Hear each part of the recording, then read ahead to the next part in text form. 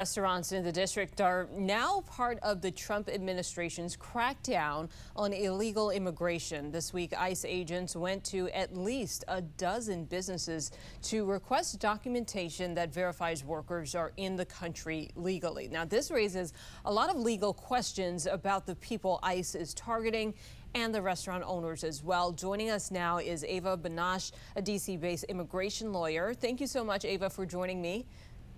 Thank you. I'm happy to be here. So you are representing one of the restaurants that ICE went into. I understand you can't disclose which one. Is that correct?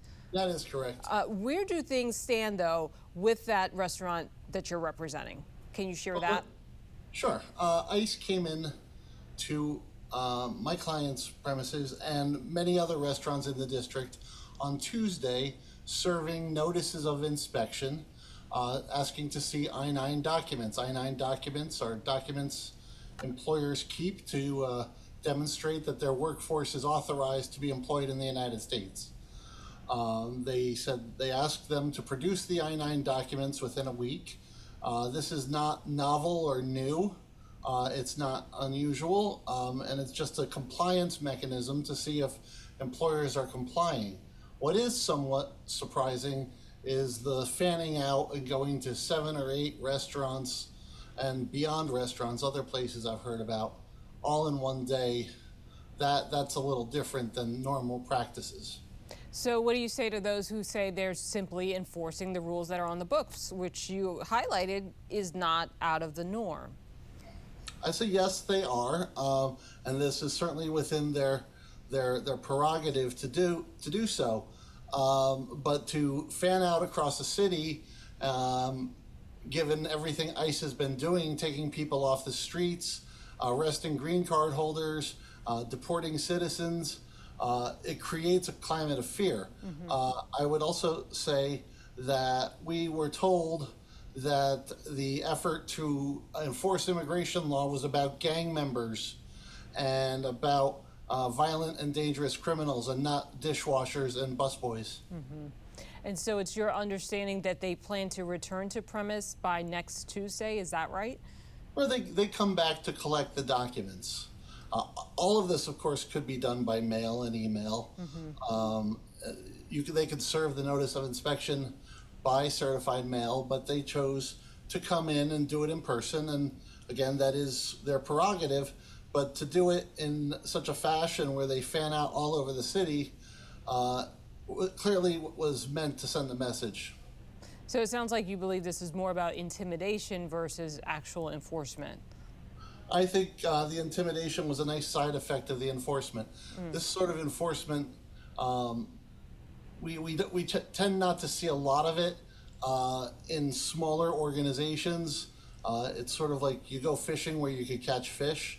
And so in a smaller organization, the likelihood of coming across many people for the amount of effort that's expended to try to do this is greater. So going to a small organization like many of the restaurants indicates to me some level of intimidation, yes. So Ava, what are you telling your clients and others who might be watching this in terms of what their rights are? Can you just run down the list for us, maybe top 3 things you want business owners to know? What I want business owners to know is that they have to maintain I-9s and do it properly and have a robust I-9 verification program, that they should comply with requests from ICE to produce documents.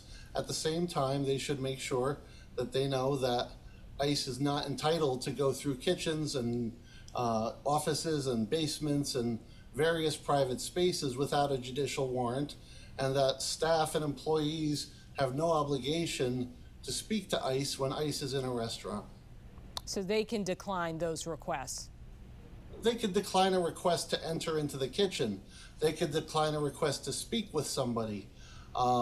They can't decline a request to produce I-9s.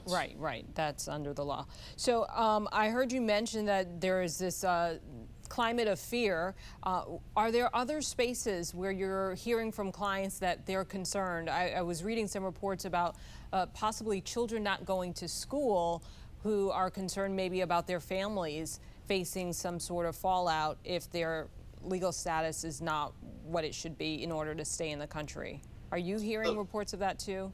Yes, absolutely. ICE has visited schools, they've visited hospitals, they've visited many places, and they're visible on the streets.